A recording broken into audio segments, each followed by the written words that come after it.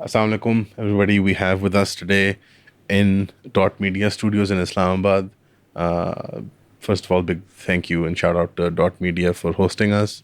We have with us Clive of Pakistan, not Clive of not Clive of India.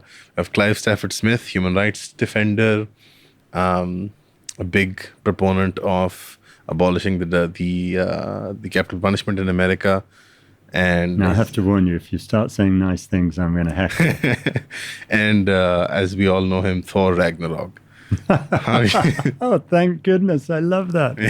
I just will never get the beach body, I don't think. That's the trouble. I think you can still hold out for hope of you getting a beach body and then also ending up in the English cricket team.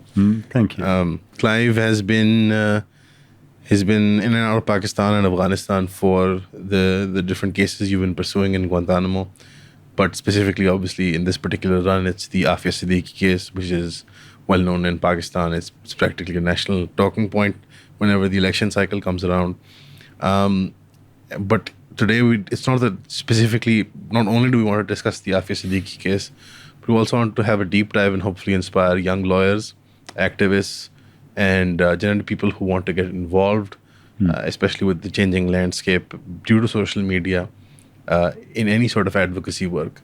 So we want to discuss your career as a lawyer. Well, I want to discuss your passion because that's what it's all about, right? Right, fair enough. All of my books so far have been very worthy books that no one reads and they prop up their computer screens. My next book is going to be a massive bestseller because it's going to be called An Extraordinary Life, and it's not about my life, it's about young people's lives. And it's about what, I don't know if you know Ken Robinson, the late Ken Robinson, wonderful educationalist who would talk about your element, which is where your passion meets your talents. And, you know, when we look at what kids are taught these days, no one ever sits them down when we're talking careers to figure out what they'd love to do for the next 50 years. So that's what we're going to talk about in part, I hope. I was expecting that you were going to produce a bestseller about a billionaire boss and who has masochistic tendencies towards a secretary that he falls in love with. I thought you were going to produce a YA novel, like a steamy, spicy kind of YA novel. I'd love to do that. Those are bestsellers. I'm going to write that next. So would it be fair in describing your new book that is coming out as a self-help book, but disguised as an advocacy? And well, I mean, I think this. I suppose I could describe it in the context of my father. In 1942, he had a careers advice. My dad, while he was totally mad, seriously, when I was age 7, he gave me £200 and told me to buzz off and go live by myself because he said I was very juvenile. But Dad was very bright and he got a first at Cambridge and all that good stuff.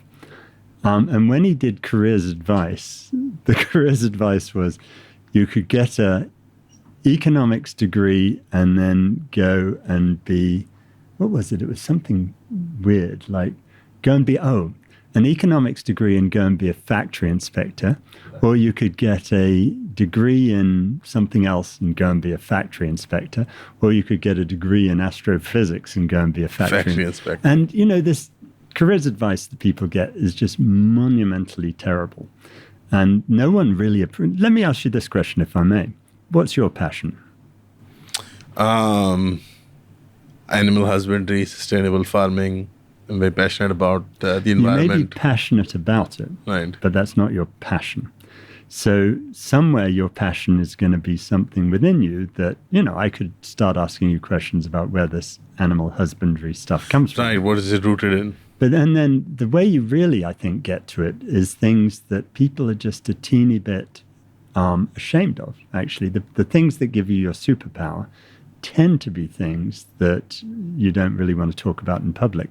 With me, it's mainly my father's mental illness that get imbued in you that then give you a power that you can deal with them in a way that no one can really criticize you because you have a reason for it. And that's not true of everyone, I'm sure, but as a general matter, it can be. So when you're talking about animal husbandry, what's interesting to do is explore where that's really coming from and then narrow it down to a real passion. Or is it that secretly I'm a fascist and want to exercise control over large groups No, of. it's I'm not messing that. with It's you. not that. It's going to be something. It could even. I know it may be something. I think it's from my grandfather. He had a deep love for nature, and he instilled that in me when I was a young boy. He had a very nice garden.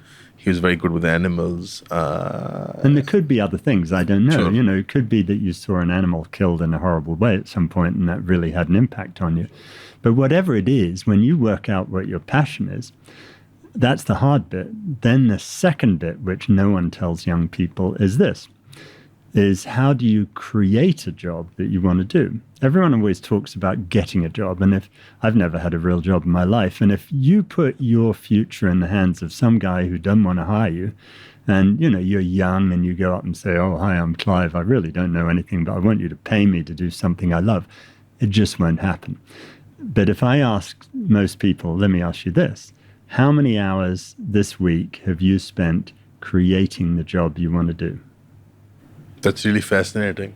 How many hours? What's the answer? I suspect none. None. And that's the answer for everyone. And if instead you took 5 hours a week creating that job that you want to do, animal husbandry or whatever, 250 hours in a year, what could you not achieve, right? And because no one's going to do it by and large, for those of us who try, it's actually quite easy. What would that entail? Like when you say spending 5 hours a week creating that job, does that mean, sort of creating a mental image of what that job would look like? No, actually of creating what problem you would solve it? Or you mean actually physically going about life and trying to organize the resources for that one Let job? me give you an example. I've just come from Afghanistan, and there are so many fabulous opportunities in Afghanistan, particularly for women, to go there and do good stuff, right? And so, you've got to figure out how to sell it to both sides, to the West who are yelling and screaming about women's rights, and to the more conservative people in Kandahar. But let's say you decide you want to do something that involves women's healthcare, which someone I was talking to did. Because of what she had been through in terms of her own mistreatment, then if she wanted to do that and she wanted to do something great in Afghanistan, you think through who's going to fund that. Well, we know that. We get the West to fund that sort of thing easily. And you can set up your own little NGO and you raise the funds for it much easier than you think, as long as you get it from the rich people who feel slightly guilty about what they're doing. And I did that as a kid when I was 23, I suppose. I set up my own funding for doing death penalty work because no one was going to pay me to do it. So it's surprisingly easy. And what I always say is, if I can do it, anyone can do it, really. I mean, it's... Do you think that that's a case of you looking at it in hindsight with all of the success, and as much as you would like to avoid that word, you've achieved a lot of success in this job that you've created for yourself, let's say, for advocacy work, for the rights of the most marginalized, as you were describing it earlier today at the Aafia Siddiqui roundtable, that something in your childhood and your surroundings inspired you, especially your mother and your father's mental illness, to work for the most marginalized segment of any population. And a prison population is the marginalized of the marginalized, right? It has all the economic, social, ethnic groups, gender groups represented in that one population. Maybe because you've had this success, you feel like anybody could do it? Or do you think that this is a well-founded opinion that you really think that people can do this? I honestly think they can, because if you'd known me when I was 21, you'd have thought I was very naive and stupid. And I just knew what I wanted to do, but I knew no one was going to pay me to do it. So I had to figure out a way to do it. And I muddled my way through. And there was an enormous amount of good fortune involved in that. But looking back on it, it's much simpler. I didn't have anyone telling me how to do it back then. And so I think I was really lucky. But I think if we help young people now, we can show them the way. Right. So there's a young person, something you highlighted today for me as well. It was a bombshell for me that we have the largest prison population. The largest death row setting up for death row, right? As opposed to the popular misnomer, which even the ex-prime minister repeated, by the way, which was hilarious. Yes, it was funny. It was America, right? That's the knee jerk because Americans kill prisoners. That's what everyone knows about America. But so there's a young person who listened to that in the conference or maybe through the video that's going to be released, and they find out that Pakistan has the biggest death row population, and they want to do something like you did. Let's say the blueprint is similar, and they're 21, 22, they just completed their LLB or they're going for their bar or whatever. What would it look like? And I mean this sincerely, because Pakistani audiences more often than not are always desperate for practical steps. We're a simpler people. No, in and that's a really good question, and it's a nice, easy one for me, Yes. right? Because it's my world. So this is how you do it. You first, if you're going to do that, you probably need to get a law degree. But one of the good things about Pakistan and the law degree is actually moving from getting your law degree to practicing is actually easier in this country than it is in Britain. Not as easy as it is in America. So if you want to actually represent people, you're going to get your law degree. Then you've got to figure out how you're going to pay for it. And one of the things about certainly my life is I've never had anyone pay me for anything except once, where one of my colleagues in my law office paid me 2 6-packs of beer because I got her off a traffic ticket. That's the only time I've ever been paid by a client. So these people on death row don't have money. But you must have felt like a king at that point, right? Oh, I did. 2 6-packs of beer. This was huge, yes. Right. And considering that it was a DUI that she had got. No, it wasn't that. No, it wasn't that. It was just a traffic. I thought it was an inside joke about how you got her off a DUI. No, thankfully. So you got to figure out how to pay for it, because poor people can't pay for it, right? And there are mechanisms, there are structures of financing this sort of work. The ideal one is what we ended up doing in America, which is, back in the day I started, if you did a capital trial, you were paid a maximum of $1,000. Now, that's probably more than you get here in Pakistan, but at the same time, I would average over 1,000 hours, so it was $1 an hour. And we sued them under the federal minimum wage law because, they had to pay us a minimum wage and so forth. And gradually we forced them to pay for it. But that's a long-term thing. Short-term, you've got to look how you can begin out. And back then, America, you couldn't raise money to do charitable work for death penalty work in America. You got it from Europe, because the European national sport is, what is it? Advocacy work? No, the Charity. European national sport is bashing America and pretending that we're superior to them. Yeah, but in fact being totally dependent on it. Totally. But we talked about hypocrisy, I'm sure. So you can raise some money in Britain with the idea that we need to help out these savage Americans who are killing their prison population. Fair enough. And so if you're in Pakistan, it's the same thing. You're not going to raise money easily in Pakistan. Easiest thing in the world in Britain, if you have a specific target population, you've got to have a story to tell about why you want to do death penalty work and who these people are. And you've got to always remember the sage advice of Joseph Stalin. I'm sure you're a big Joseph Stalin fan. A big Joseph guy. Well, and this is one you'll remember. Joseph Stalin said that if you kill 1 million people, it's just a statistic, but if you kill one person, it's murder. So you've got to remember, when you're selling this to the Brits, you've got to have stories as opposed to statistics. Individual stories. So the statistics of 8,000 death row, that's not impressive. अगर पाकिस्तान में आपने drugs procure करने हैं तो आप ये documentary देखें. अगर आपने पता करना है कौन सी रिहा फैसिलिटीज़ आपके लिए सस्ती हैं या महंगी है, तो आप ये डॉक्यूमेंट्री देखें. अगर आपने पता करना है पाकिस्तान पुलिस का एटीट्यूड क्या है towards drug addicts, drug peddlers, तो आप ये डॉक्यूमेंट्री देखें. पूरा पाकिस्तान ही कवर हो गया, तो खुदा के वास्ते ये डॉक्यूमेंट्री देखें.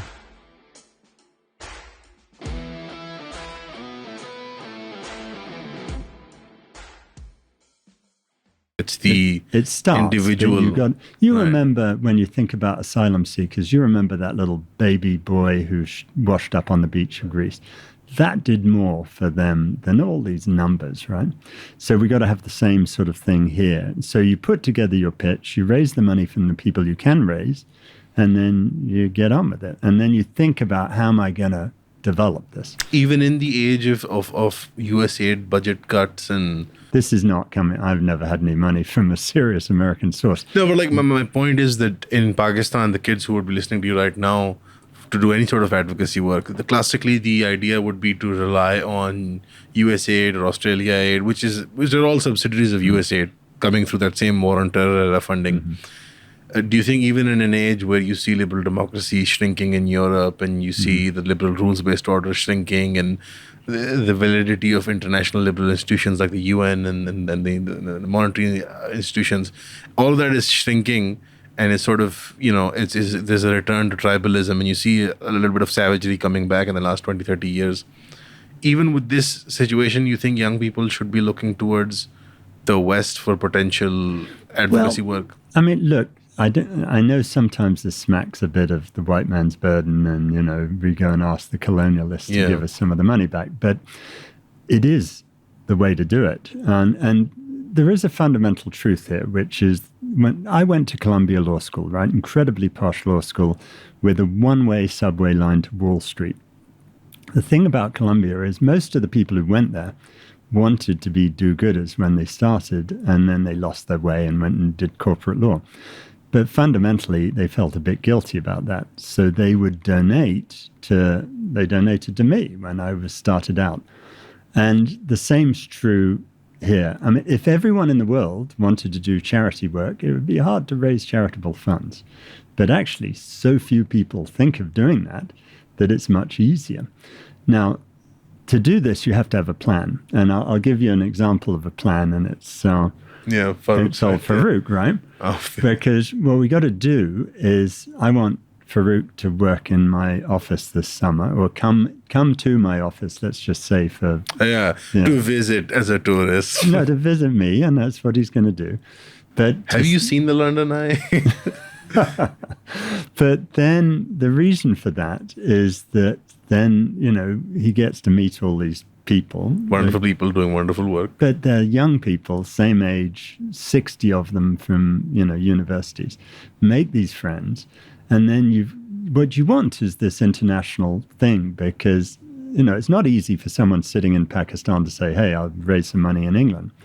One of the things I do with my students is I make them raise funds for themselves to do a project I have for them in America, which is called the Postmortem Project, where I'm representing, 236 dead people.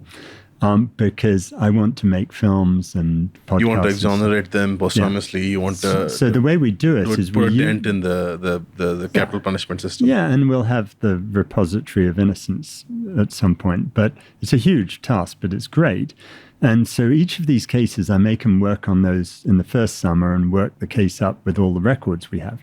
And then the second summer, I make them raise £500 on a crowdfunder. And then I can raise money much easier than they can. So I supplement that with £1,500 myself, and then send them to America to go get the experience of investigating the case and talking to the jurors and stuff. And the idea of that is both to expose them to the American system, which in many ways is actually much better than the British system. But at the same time, to see how they can set up their own thing, as long as they don't want to make too much money. And that's where it works easier in Pakistan than a place like Britain, because I think if you do a project here or Afghanistan, it doesn't cost very much compared to... No, it doesn't. Right. So up till now, what I've understood in any sort of advocacy work, if somebody's looking to set it up, storytelling and networking. If I had to break those down, those are the two. And also coming up with a structure to how you will achieve that. And not to think you're going to ever be rich. Because, we all have these luring cars that cost £100,000 and stuff. The moment you buy into that nonsense, you're doomed. So there's one aspect, which is the securing the funding and the organizational ability, which is storytelling and networking. And on the other end is building, which is the more important, I think, which is building an actual infrastructure where you will go about solving said problem in society, which is the job that you created. And the other aspect is more individual, where you have to sort of adopt a sort of asceticism? It don't have to be too ascetic. I mean, I set up my first charity in New Orleans. Because I saw that tie today, and if you're rude about my tie, I'm out of here. I have never lost a capital trial with this tie on. With this tie on. You wore this in court, by the way. Yeah, and I have another one which is much better, with a massive Tabasco bottle that's being swallowed by an alligator. Which is just pure New Orleans. Yeah. On the subject of crawfish, by the way, which is at the bottom of your tie, are they like lobster or like any other shellfish? They taste a bit like lobster, but they're much smaller. There's a riveriness to them, or no? I love them, but I'm so proud of you to say crawfish, because the English say crayfish, and they're totally wrong. No, it's spelled with a W, and it's the Americans who eat them. So right. So it's going about. So just on the asceticism. It's not asceticism entirely. It's not really. I mean, you must be able to start out with little money, because the first 5 years of any NGO, most of them don't make it. And that's because they try to expand too quickly and they pay themselves too much. So, you got to try to do it on a very shoestring budget. And it's a problem in England these days, because young people tend in England to think that they're owed a living and that they're going to be paid, £30,000 or whatever.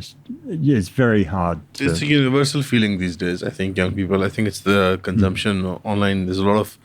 It's a big consumer culture online. There's a lot to buy.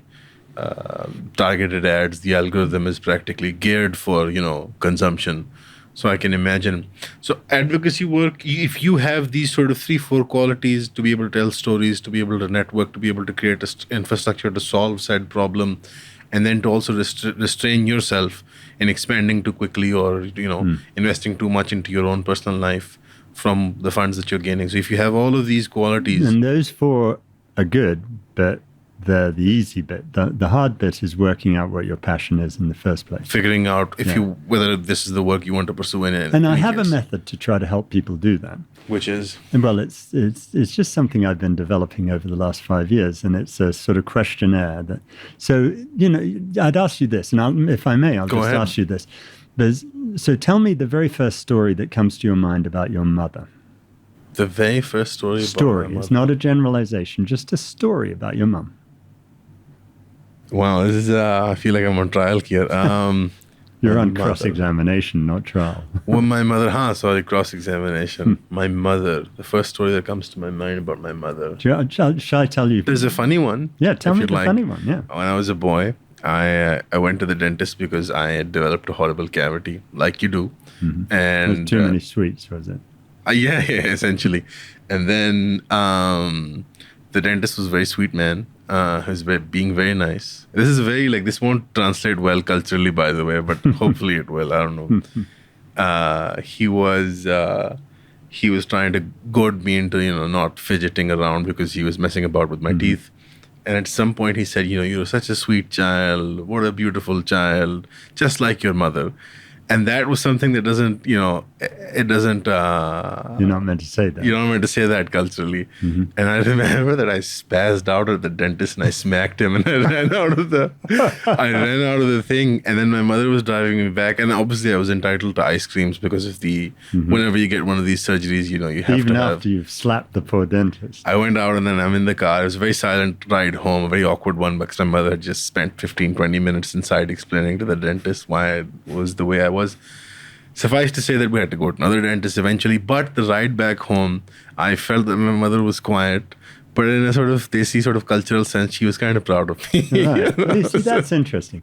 Now, the thing about those stories, and I'd love to ask the same about your father, but those stories are not about your mother. They're about you. And your choice is revealing, and it begins to help you to see who you are. This is some kind of Freudian exercise. No, it is. It's totally that. Because, look, you as a Pakistani cannot rival a British person for being repressed and not looking at yourself in the mirror. Because the British are the worst at that. And, to give you an example, I never worked out until I was in my 50s that going to boarding school at age 7 had amazing emotional impact on me such that what it does to you in short, because you're sent away to school, you all cry when you go away to school and you hate it, and you thought love was your teddy bear and your dog and your whatever. And mum and dad say love is sending you away and giving you a chance.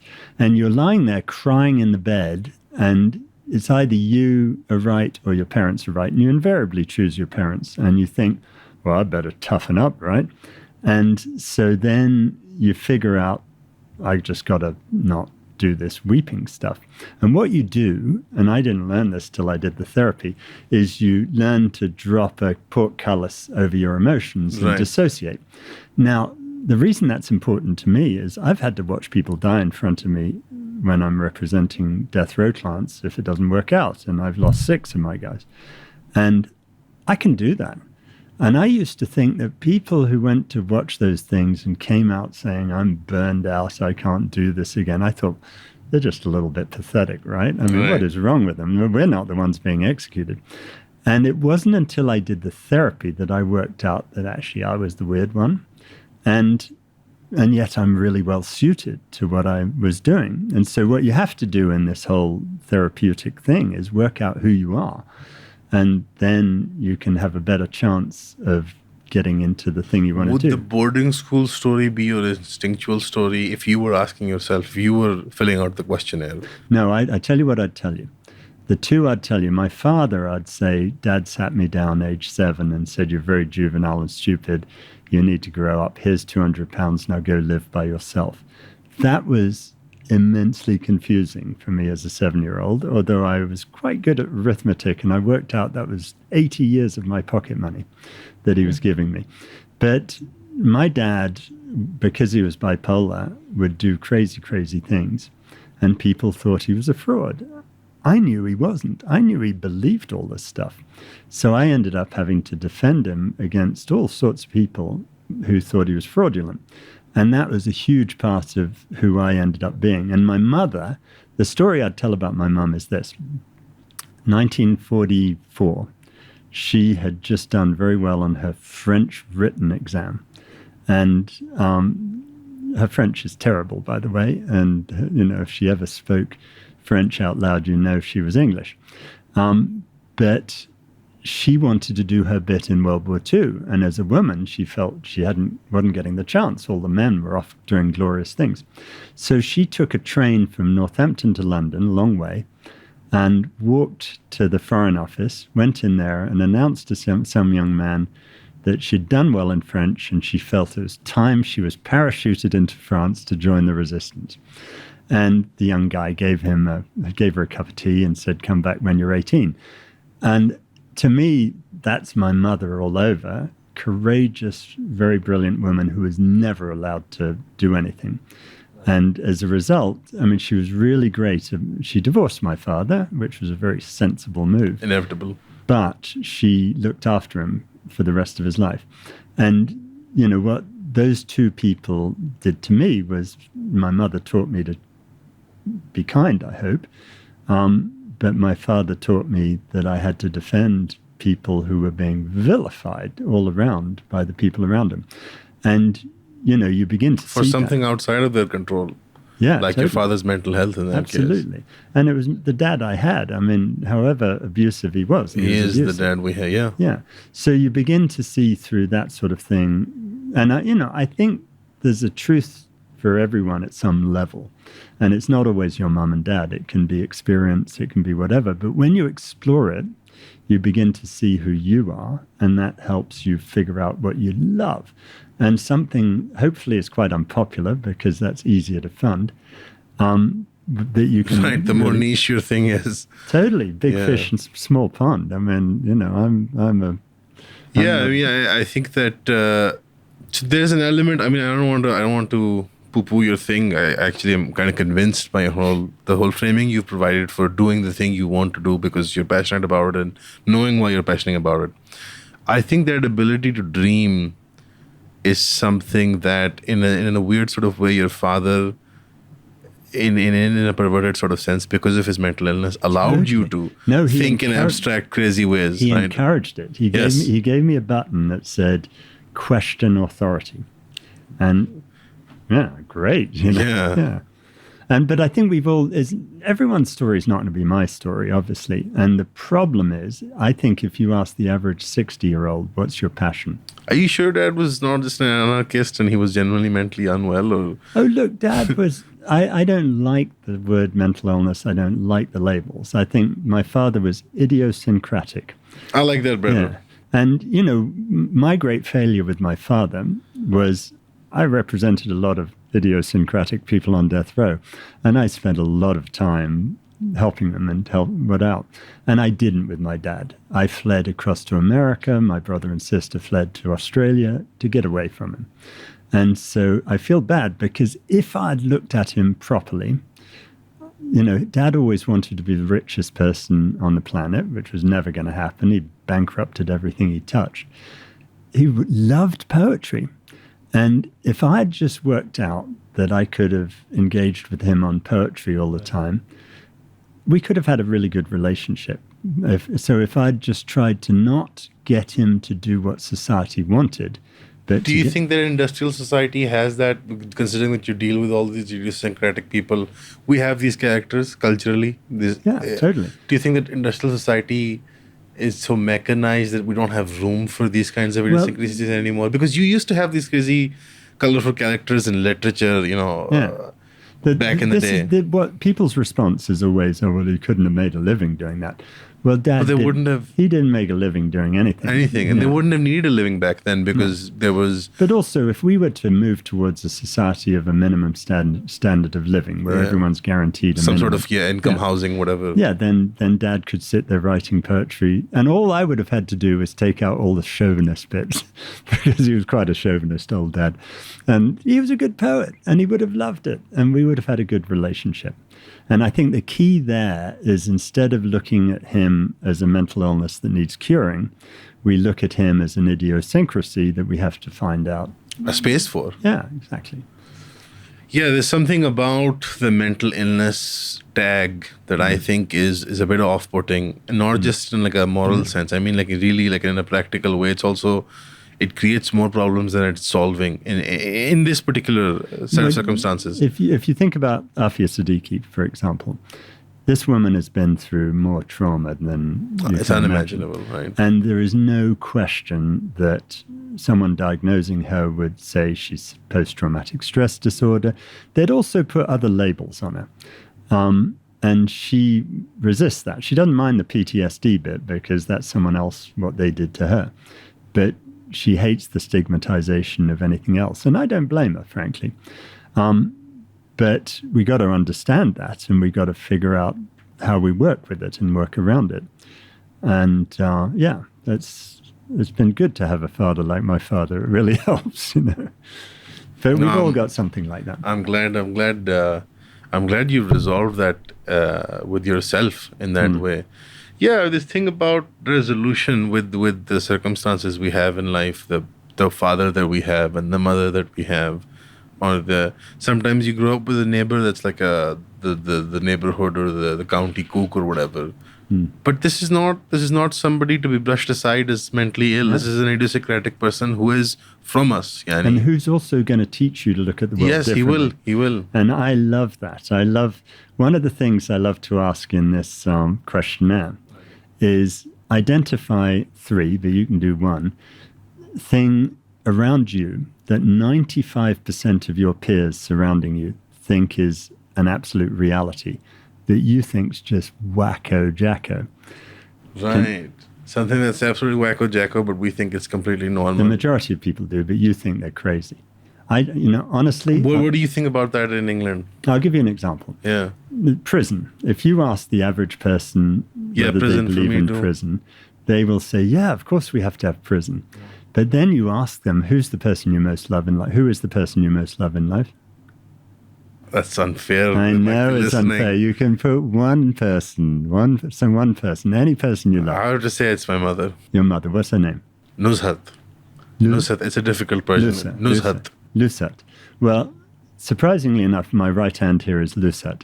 And I'm the prosecutor, which is never going to happen. You're the judge. I tell you that Lusat has killed someone. Will you look her in the eye and send her to prison? course you wouldn't. No civilized person would. You're always going to search for why, and you're going to search for how can we make something out of this.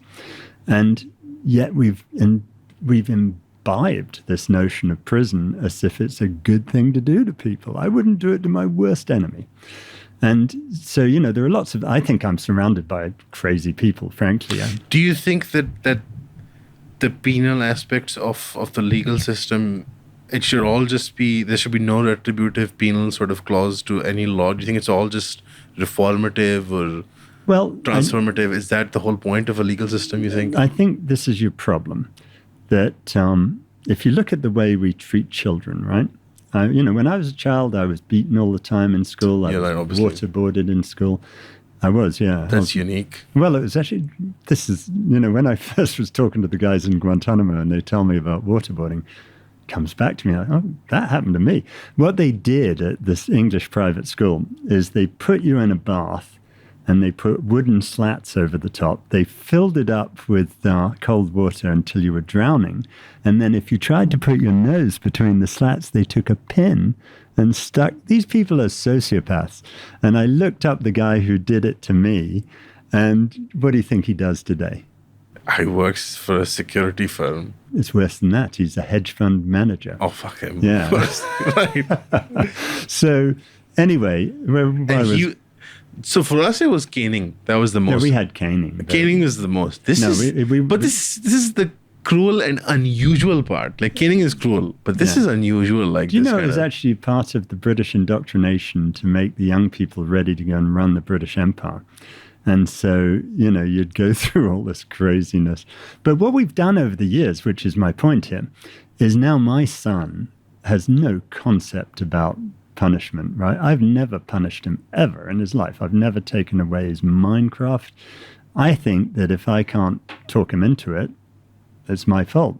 And as a society, we're moving towards that, right? We're moving. And this is a radical notion, by the way. What? The way you're living, the way you've conducted your life, it is a radical notion, you have to admit. Well, except in Britain, it's certainly true that it's now a criminal offense to smack your child. And I'm not talking about any sort of corporal punishment in the house or anything. I'm saying the notion of not punishing your child in any sort of even abstract way. Yeah, I just think... Or admonishing them. I think as a society, we've made incredible leaps in my lifetime from where I was when I was brought up to where Wilf is today. And yet at the same time, bizarrely, we've become more punitive to adults. And, the American prison system, we've got 6 million people either in prison or facing it. And to me, this is just utter madness. And I'm not saying there aren't people who are dangerous, right? It's a holocaust of criminals. 6 million, that's an insane number. It's an insane number. It's the exact numbers of the Holocaust, isn't it? It is. If you believe in the Holocaust, and half of them don't because they're crazy. The Americans? Yeah. No, they have all these Holocaust deniers. They're mad. No, but this is the thing. This is the immediate knee-jerk Desi reaction. Yeah. The audience is having it right now. Right. Because of religious law and the way our initial priming is done in religious doctrine and also cultural values, and British common law as well.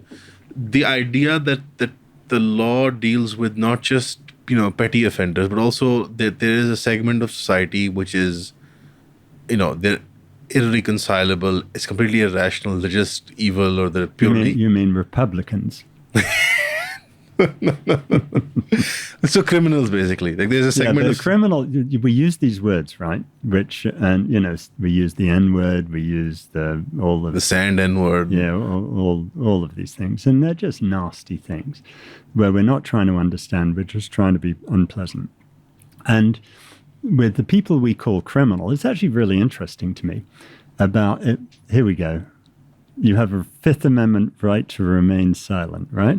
And I advise you as your lawyer to take it.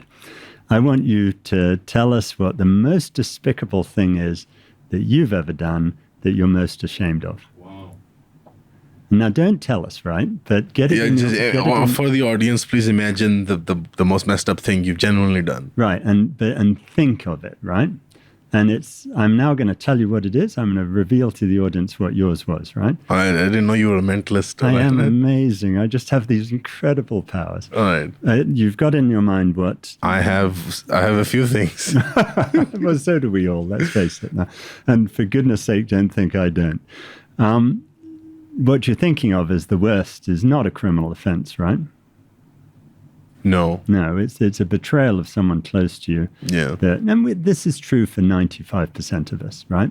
Now, in your left hand, weigh the nasty pain of... You're right down at the floor, are you? Beyond. Yeah, me too. Now, in your right hand, I want you to think about this. What's the worst criminal offense that you've ever been a victim of? If you don't mind revealing it, I'll reveal mine. That I faced. Yeah. I think a mugging. A mugging, yeah. Okay. Right. So that's a GBH, grievous bodily harm, felony. Yeah. That person. It was a violent mugging. It was an attempted violent mugging. Yeah. Didn't fall through. I escaped, alhamdulillah, Right. but it was violent in nature. Because I'm American, I've been held up at gunpoint 7 times. Right. I was put in hospital on an attempted murder one time. Was it like a premeditated murder against you? No, or? well, it was these guys robbing me on the street of New Orleans, and they jumped me, and I was just walking along thinking, it was late at night, and I was just thinking about some deep thought, and I wasn't expecting this, so they jumped on me, and I whacked a guy, right? And then I turned around 3 of them with weapons. That's always a mistake. Not a good right? idea. No. I got much better at being mugged. Can I give you advice on being mugged? Go ahead. Yes. When someone's going to pull a gun on you in America, you always know it's coming, right? Now, am I allowed to swear on this program? Yeah, go ahead. Okay. So some guy's coming towards you. You know he's going to pull a gun again. It's so annoying. And so he pulls his gun. And what I got good at saying was I said, look, I'm a defense lawyer, and it's obvious from what you're doing, you're going to need my help one day. Why don't you go mug a fucking prosecutor and leave me alone? I got my wallet back every time, the other 5 times that happened. This is some Better Call Saul type. Like, Yeah, it's you're good, like a it's good. Saul Goodman character. Totally. So, but the first one was a sort of attempted murder, and it was bad. But if I think, and I want you to do this with your right hand now, Right. what is the pain that was ultimately caused to you by this felony that was committed against you that those guys would go to prison for? What's the pain compared to what you did? On a scale of like, would they be comparable, or which is worse off? Which is worse? I would suspect the stuff I did. Yeah, me Because too. a mugging is goofy. Yeah, but also me too. I actually was benefited from going through all that stuff because I then got to talk to juries, and I've been there, done that, I've been mugged, right? You can Yeah. relate to other human beings. Yeah, It's an totally. experience in your... And so you can also relate to the victims because you've been there. So this is the question. If what you and I did that isn't a criminal offense caused more harm emotional harm to humans. than what was done to us that is a criminal offense, why aren't you and I in prison? Because we didn't break man-made laws. No, that's circular.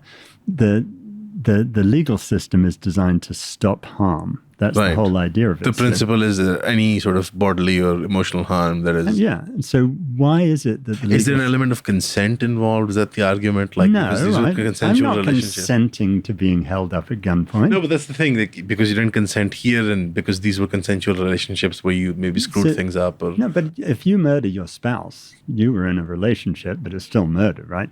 So Right. it's not that. No, it's not that. Ultimately, the reason we define certain things as crimes goes back to the whole capitalist world, that it all grew out of property and right, legal contracts and then breaking down and then Right. right. The reason we don't criminalize the things that are emotional like that, we do criminalize emotional things. But because they're intangible mostly. No, because assault, for example, is an emotional crime. I don't touch you when I assault you, I just put you in fear. So it's not that. It's that we all do them. And we can't criminalize things that we all do because then we're all in prison. And to me, that sort of invalidates a lot of our whole rationale behind the system. And can I just say what your Daisy friends are thinking right now? Yeah, go ahead. They're thinking, this guy is insane, and what are we going to do with these people? Yeah. I'm not saying there aren't dangerous people. When you and I have COVID, we're dangerous people, and we have to be put in isolation. So Well, we we're don't carriers spread of it around. the... Right. I've represented 400 people accused of murder. Very often we get it wrong, but there are some people. I knew Ted Bundy. You represented Ted Bundy? Well, no, I was young. I was an intern in the office representing him, but I met him. Was he charismatic? He was totally insane. He genuinely didn't have any idea he was on death row. The last litigation in his case was all about whether he understood he was going to be executed. And this is so society gets this ridiculous vision of who these people are because we've watched popular media, yeah. Yeah. And it's not who they are. Now, I'm not saying old Ted wasn't dangerous. He was dangerous. But he was dangerous because he was mad. He was mad, And right? indeed, I don't know, can I just ask you an ambition of yours? Is your ambition to go around raping and killing women? No, I'm more of a Dahmer guy. I want to eat people's hearts. Do you remember, who's that? Dahmer, we had this argument about what the definition of insanity should be. And my proposal is this. If you open someone's fridge and there's no body parts, maybe they're sane. But if you open the fridge and there are dead body parts, if there's no body parts, they're idiosyncratic. If they're chopping up people trying to eat them, they're crazy. With Return of the Sith on in the background, he would turn on the Return of the Sith and Godfather 2 and I think The Exorcist 3 or something. He loved those three films. Oh, dear. No connection, no correlation between the crimes though. Yeah, it's an insane way of looking at, because so this is something that this kind of cognitive dissonance I have experienced coming into reporting and whatever this space is. I don't want to call it journalism, but whatever this space is, this job that we've created for ourselves. Coming into this space, you get to come closer to the news as it is being reported. So my whole notion of like 25 years of interacting with the news, whether that be print or digital or television or whatever, it's completely changed. Because what is being reported and the sort of the telephone game that happens all the way up to the actual incident, it's insane how bad our memory is, for example, and how bad reporting is. Human beings just generally cannot report. Then even forensic evidence, which was such a big deal in my head as a kid, because you used to think, you watch crime shows and you think that nobody can commit any crimes or whatever, right? Yeah. It was an insane notion to realize as a teenager, you can kill people and nobody would ever figure it out. It's not even that, you know. No, but it's worse than you're saying. It's much worse.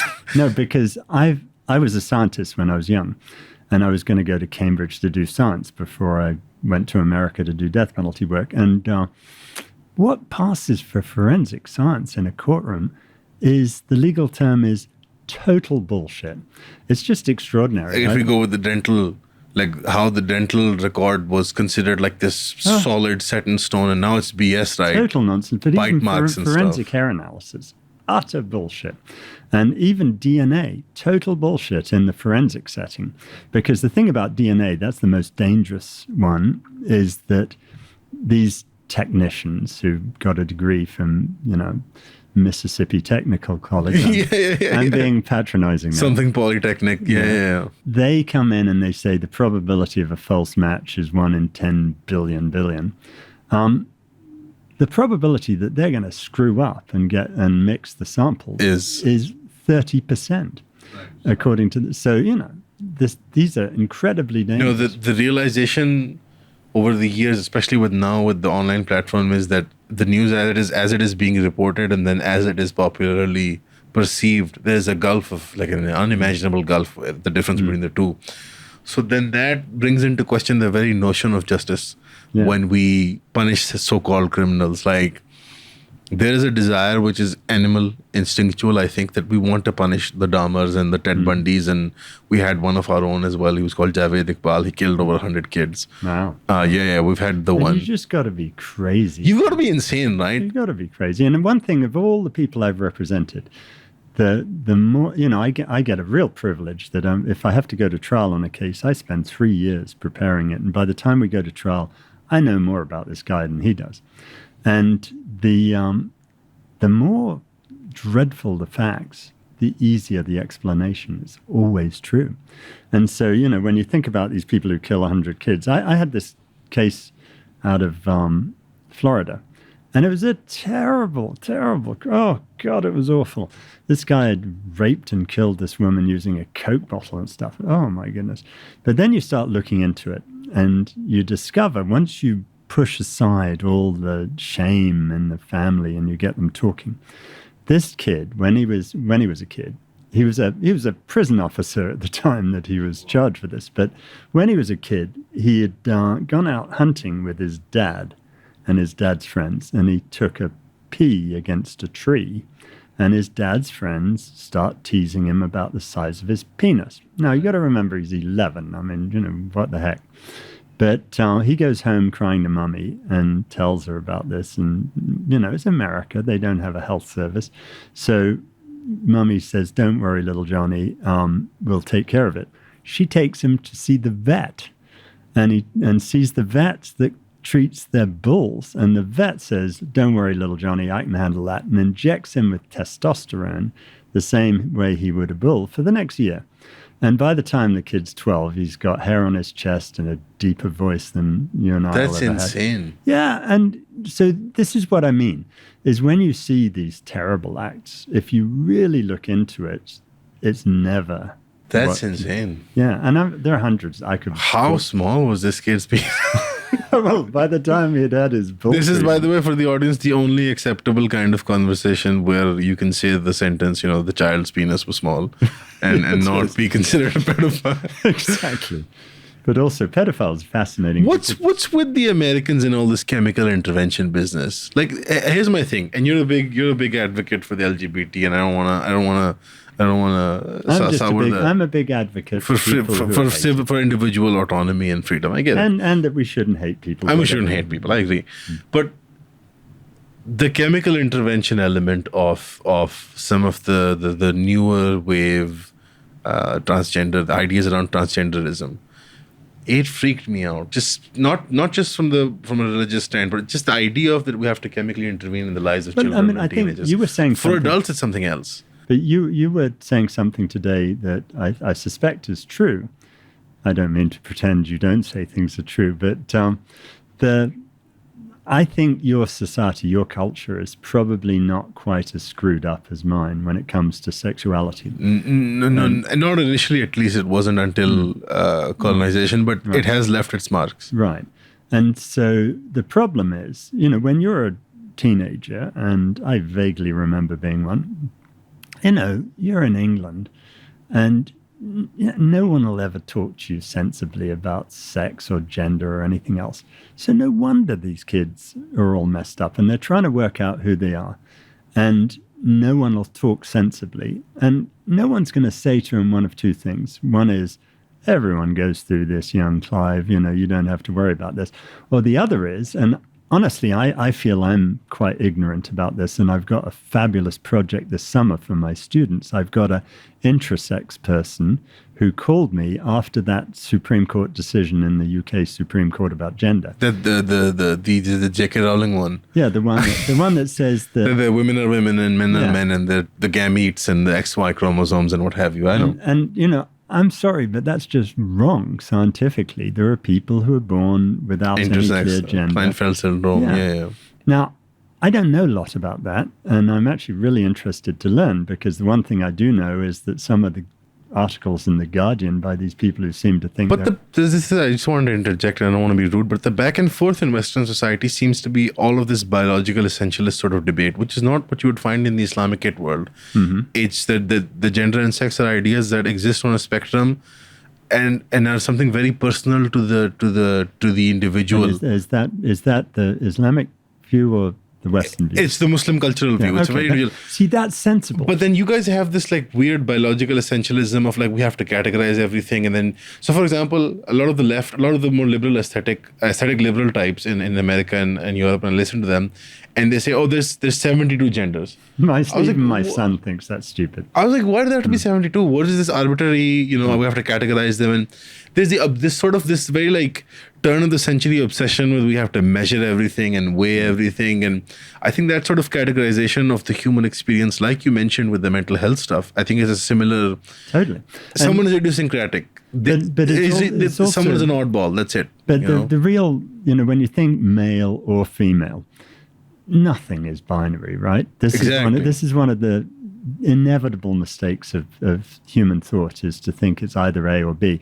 And I've got to say, this is what my dad taught me. I'll never forget the time that he said, do you want to go to bed early and get up early, or go to bed late and get up late? And I said, Dad, I want to go to bed early and get up late. I'm not, fighting the hypo. And he was very proud of me for disagreeing with this hypothetical. But that's what it is. There's always a third option or a fourth option or a fifth option. And I totally agree with you. So you heard it here first. We can have our cake and eat it as well. We can. Right. We can. We can just decide we don't like cake. We just have to think abstract enough, maybe we bake a pie. I love lateral thinking, and this is where you're doing cases, whatever. You come up. I'm really excited about what I'm going to do with Aafia's case, because, Aafia's case is about the woman who was most abused of all the people I've ever represented. But it's chock-a-block with advocacy issues that we can use to screw over the powerful people who are trying to harm her. And I view my job as bringing power to her. You always say this, by the way, whenever I've heard you speak and whenever I've had the chance to speak to you, that she's the most abused client you've represented. And I don't want to pry, and obviously there is a sensitivity to the case. What is so uniquely terrifying about her experience, and I'm not minimizing it? No, but for the audience, what is it so uniquely bad about her case? This is the deal. I mean, I never thought 25 years ago I was going to be sitting across from Binyam Mohammed in Guantanamo, talking to him about how America had taken him to Morocco and took a razor blade to his genitals every 2 weeks for a year and a half. I never thought I'd have that conversation. And I talked to him for 3 days, and the things he told me. And can I give you a little quiz? What? Would you rather have a razor blade taken to your genitals, or would you rather have loud music played at you? I suspect I would say loud music, but I think you're about... I'm only going by what the expert says, and Binyam's the expert because he did it. He went through the Moroccan thing, and then he was taken to the dark prison in Kabul, where the Americans blasted loud music at him 24 hours a day. And he said, look, the loud music was much worse, because this is the deal, really, that when you had physical torture, you could know when it's going to begin, you know when it's going to end. But when you have the other, you're losing your mind, gradually slipping away. And he said the real question would be this: would you rather be blinded in one eye or go mad? Obviously, the blinding in one eye, right. Yeah. And so, these are conversations I had with people all the time in Guantanamo and Bagram and places.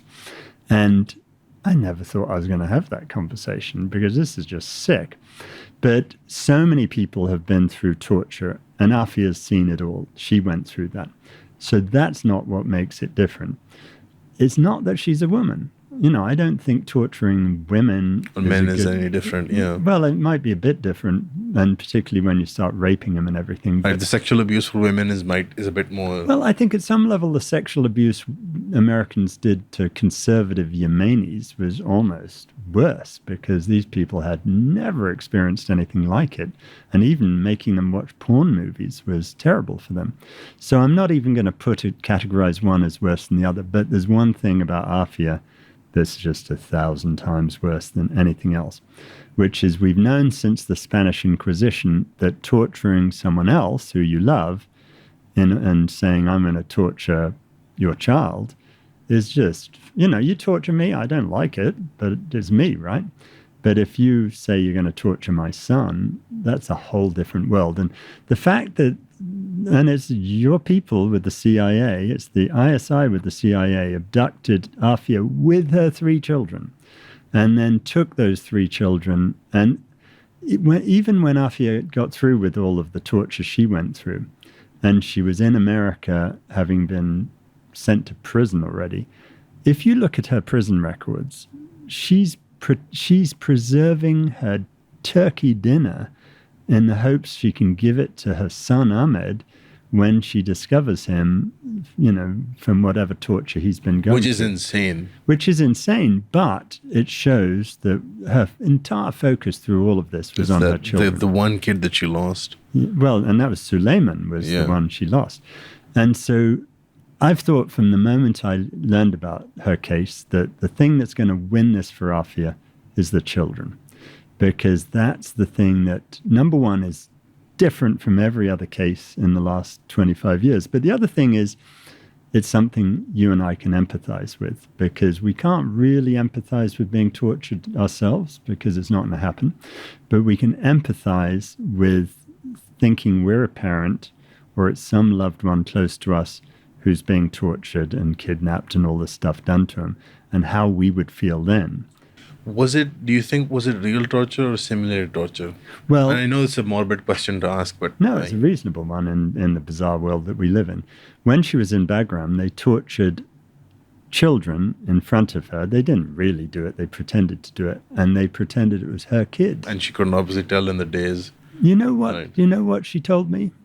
And this was really tough. This was the first time I met her, and we were talking about this. And I don't really want to bring it up, right? Because it's re-traumatizing. But she said, I'm watching these people torture someone who I thought was my child.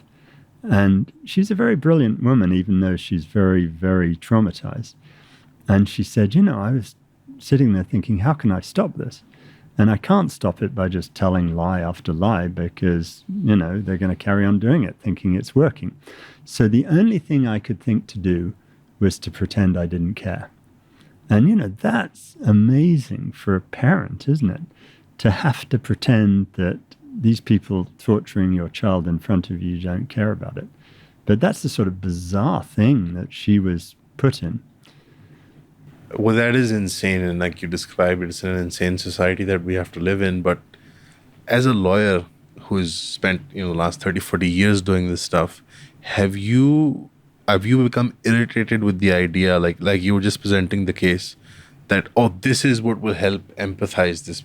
Have you become annoyed with the idea of having to empathize your clients? Do you get what I'm asking you? No, I actually... Do you get bothered by the idea that why can't you just empathize with them on the principle of them being incarcerated wrongly? If there's one lesson I've learned, it's I've got to speak the language that the people are listening. And the best example of that is this. When I'm doing a capital trial in America, the 12 people in front of me, what do you think about the death penalty? Pro or con? Me personally? Yeah. If it's going to be applied across the board, I think that it depends on the kind of offenses that I'm a bit conflicted on it, but I do believe it for it in some offenses, like... Do you know what? If you had to see what I see, you rape. wouldn't. That's why I'm asking you. Because I hate to say this. It's an I'll say this. It's an unexamined opinion, because... No, of course. And I sympathize with people who take that position, but I've never taken anyone to death row without changing their view. But you would be allowed to be on a jury, right? Because you say you're open-minded about the death penalty. Yeah. Whereas if you're against the death penalty, you can't be on an American jury. Because it's in the law. So the 12 people I'm talking to are all people who at some level I fundamentally disagree with, right? And, it's been my life. So this is something I disagree with in a profound level. But I can't stand here and say, you 12 people you're just fucked up. You need to listen to me. So you got to think, what is the way I can bring the best out of those people, even though I disagree with them? And with Americans, it's easy, because they're simple people, really. They really are, and in a nice way. And so Matthew chapter 5, verse 7 is, blessed are the merciful, for they shall obtain mercy. And, my favorite verse in the Christian Bible. And so when you get to, I always ask jurors, what's your favorite verse in the Bible? It tells you a huge amount of them. But then when you get to closing argument, you say, look, this isn't really about whether my client deserves to be executed. It's really about you. Because this prosecutor over here, she's trying to get you not to show mercy. And you know what that verse means? Is if you don't show mercy, you go to hell. I'm asking you to show mercy. And you can do it for having some empathy for what my client went through, but you really need to do it for you, because it's the only way to heaven. And you do that, and you also do WWJD, right? You know what that is? No, it's one of those made-up things that you say all the time. You're totally right. What would Jesus do? And I know. Yeah. And so what you do is you talk to jurors and say, look, when the trial's over, you're going to go back in the jury room. He who is without sin will cast the first stone, that kind of thing. But no, what you got to do is you got to really personalize it. So you say, look, you're in the jury room and there are 12 of you around the table. I hope you'll listen to each other and respect each other's views. And if you disagree with someone, you've got to respect it. But I want you to imagine this. You've gone around the room, you've listened to all 12 people, and then you see this 13th person in the jury room. And my goodness, it's Jesus Christ. Now, you turn to Jesus and you say, well, JC, what would you do? How many of you honestly believe that Jesus is going to say, I think we should fry the motherfucker? It's just not going to happen, right? And these are the things that get through to Americans. And the reason I haven't lost a capital trial in 35 years is not because I'm such a genius. It's because if you speak to them in their language, you can get them to do nice things. And I love that. And we can do this with everybody, right? We mustn't speak Greek to a Roman. We got to speak Latin. And that's great. And most liberal American lawyers are so uncomfortable with religion that they won't do it. But they're mad because and British people are much harder because they're more complex. None of them are religious. No. So it's actually really hard to get to them. Yeah. You know? But you Muslims would be easy. I'd be able to get you to do the nice things. I don't know. I feel like we have a legal tradition that you might have to jump hoops through. I have read the Quran. I could get you to be nice. Don't worry about it. We're going to have to bet on that. If you can make us be nice. When I find you on a jury, we'll see how it goes. Thankfully, we don't have to have juries. I love juries. About the jury system has always been very fascinating to watch and to read about as an outside observer. And you feel strongly about it. Well, the thing about it is, to be judged by peers and not by an expert judge. No, it's not that. It's for me to have a chance to get to know you as a juror, to know what really... As opposed to a judge, you think? Well, you can't do that with a judge. And at any rate, you've only got one judge.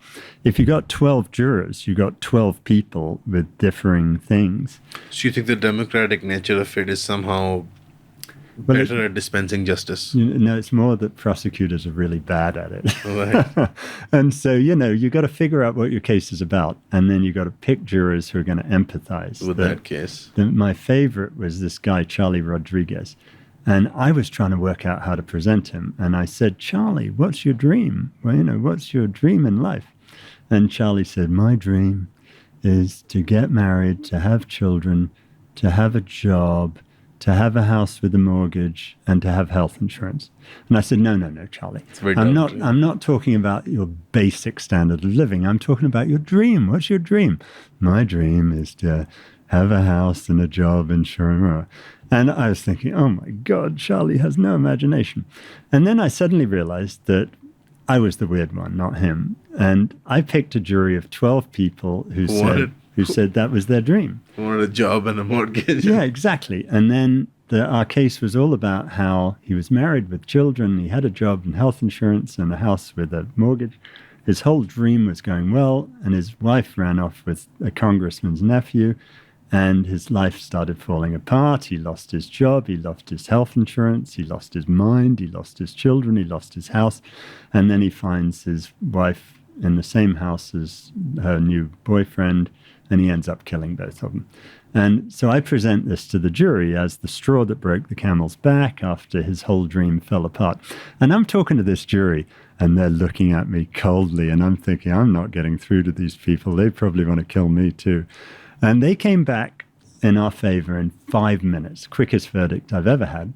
And they said they didn't want to talk to the prosecutor, but they wanted to talk to me. So I go back in the jury room, and I say to this one guy, I thought you were going to kill me. And he says, man, I was trying not to cry. You were talking about my life. And it was just so lovely that was the way. And that's what I love about juries. If you understand them, you can really reach them and find... Even all these people who swore they'd execute people, they're never going to do it. It's a very fascinating thing. I think most people, including myself, we live quite unexamined lives, and a lot of the opinions we hold are unexamined. And maybe the jury process is is the pedestal where you can sit down and examine these things. So I don't know if I'm not a big one for adversarial anything, but if we're going to go around judging people, would you want to be judged by someone randomly from nowhere or someone that knew you a bit and you knew them a bit? And what you're describing as a tribal society is that what we had prior to colonization, which is that you would have a community that was already empathetic or sympathetic to you and your who you are as a person. And the whole idea of a jury is a jury of your peers. Is a jury of your peers, which as contrived as it is in the modern sense, but it's the best thing we can with and I got to say, I think one of the things that we miss about, for example, Sharia law is, people all in the West, they're always thinking you're just chopping people's hands off. But actually, no. My experience of it is that that there are so many safeguards that if you're in what you call, I don't like the tribal word because it sounds like the colonies are coming and calling you tribes and whatever, and it just sounds a bit patronizing, but we'll use it.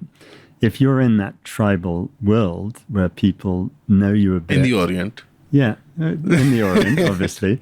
And you've got these real things in Sharia law where there are lots of rules that make it much less likely you're just going to kill a guy. Actually, my bet is there were very few times that they really imposed a harsh punishment. Yes. Yeah, which is cool. The capital crimes are hard to come by. Yeah. They're hard to come by. Even you have these things about how you have to have 4 eyewitnesses to adultery. What sort of a perverse world is that? That's a really kinky case of adultery.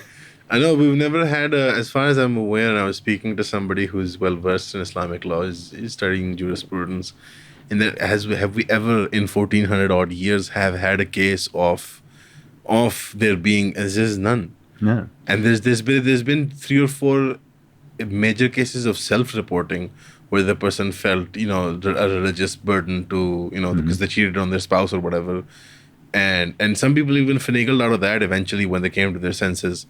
There's a very famous case in the life of the Prophet himself, ﷺ, that 2 of them, where a woman self-reports and a man self-reports. Mm-hmm. And the woman and the Prophet keeps delaying the woman's case because first she comes to him and then he says, maybe you should see if you're pregnant. And then she is pregnant. And then he's like, you should carry the baby to term. And then she comes back after the child is delivered. And then he says, maybe you should, be there for the child. Maybe you should be there for the child and, breastfeed this kid and whatever. And then after the cycle, which is I think 1.5 years in the Islamic law, once she's done that, she still comes back. She's a very religiously motivated, pious woman. And then, he's like, fine, then she has to be given the capital. And he's absolutely in shambles. He cries. Yeah. And he's like, what is wrong with these people? And then she's punished and then she does die. And then there's another man who self-reports. And then he's given out the capital punishment. First, the Prophet is like, he's drunk, don't talk to him, smell his mouth. And, they try to plead all the, sort of diminished capacity. To not you're not allowed to self-incriminate, basically. Right.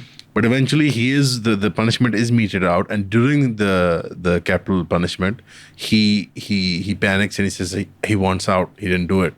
But the men continue and they kill him.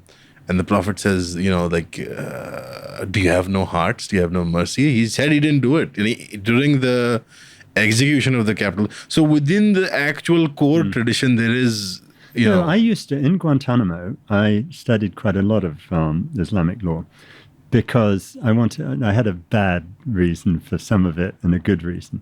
I wanted to rely on Sharia law because my clients wanted me to, right? And there were good stuff in there, The Sharia laws had diminished capacity as a defense for 1,000 years. And, the Americans still don't have it. The bad reason is I wanted to rely on Sharia law to piss the military off because they hated it. When I was saying, the Sharia law stuff's better than what you got, it was really good. And I learned a lot. And it's actually, if you apply these things properly, the way they're I think intended. It's the spirit of the law that needs to be understood, especially when it comes to Sharia, because it's a tradition that has been paused because of colonization, and reviving it in that sense is a bit harder because the cultural institutions are just simply not there. Yeah. All the civil society institutions and the infrastructure has been destroyed by the British. And there's always a group of people who want to But the hodgepodge constitutional sort of English common law version that we're doing right now It's not working out. No, it's not good. You need, I mean, the English need a real constitution. They just don't have one. And you watch an English trial. Oh, I had a cricketing friend of mine put on trial for assault on a police officer, which is clearly innocent. And I went along to help him just because I don't do English cases, right? And it was just horrifying how they do it. They don't pick a jury properly. The jury was 12 white people with one under the age of 45. Where did they get these people from? We'd never allow that in America. Right, pensioners basically, who have the time to be on a jury. Exactly. And, they still acquitted him, but nevertheless, just how they did it was awful. So we need, that's one good thing about America is, when you apply the Constitution in a jury trial, you got a lot of rights. And I think the final, the bigger point that you raise is that the way we approach the legal system in the East, West, wherever we are, it does not seem to have progressed with the times. Or it seems to have gotten worse. It's got worse, actually. And like more medieval in the sense of... Yeah, if you go back to to what I think the Prophet really meant and said, it was a much better system than what you're seeing applied in today. In Saudi or whatever. Right, yeah. and the same's true if you look at British law now compared to, it's got worse. That we've got vindictive, we used to have the right to remain silent. We hated Irish people. We took it away for the Irish people, and then we took it away for everyone. And these things have happened over and over. And as part of our desperate effort to be vindictive towards people, we're making things worse. And that's why we can't allow that. That's why we can't have nice things, guys. It's capitalism. No. That's why we got to remind people there are nice ways of treating people and nasty ways of treating people. Right. If you just think, what would my mum tell me to do? That's a pretty good principle. That's a very sweet way of looking at life. I think a lot of the wonderment and like this sort of childlike, being at play and that sort of lost, that sort of innocence is lost. And I've never asked myself that question when my mum would ask me to do. I sometimes ask judges that. I say, honestly, judge, would your mum approve of what you're doing right now? And they hate it, and they yell at me, and they probably... No, I got squeamish, by the way, in the 20 minutes of the interview. You kept asking questions about my... I was very uncomfortable. We got lots more where that came from. Thank you for the therapy session today. And well, it's $100 an hour. I hope you don't mind. Yeah, but it's all non-profit. Don't worry. It is. It all goes to a good cause. And it's tax deductible. Well, Clive, you've been very kind. The coffee that we bribed you with, it wasn't the 2 6-packs of beer, but No, it was it's good. not nothing. This is very fine coffee. It was the best coffee I've had in Yeah, we're not Pakistan. sponsored, but thank you guys. Thank you, Second Cup Coffee. That was Clive Stafford Smith for you, and hopefully we can have him back on as soon as possible to talk about everybody's mums, but not in that way. I hope, Clive, that your mum would approve of this interview. Oh, my mum would. She never gave herself credit, but if there's anything nice about me, it came from my mum. That's very kind of you to say. There's a belief system in Islam amongst the Muslims that paradise lies under the feet of your mother. Mm-hmm. It's a saying of the Prophet. So, Clive is ready now. Would you want to take your shahada on camera or off camera? Do you want to take your shahada on camera or off camera? Thank you, guys. Bye-bye. All right. Thanks, Clive. Good, thanks.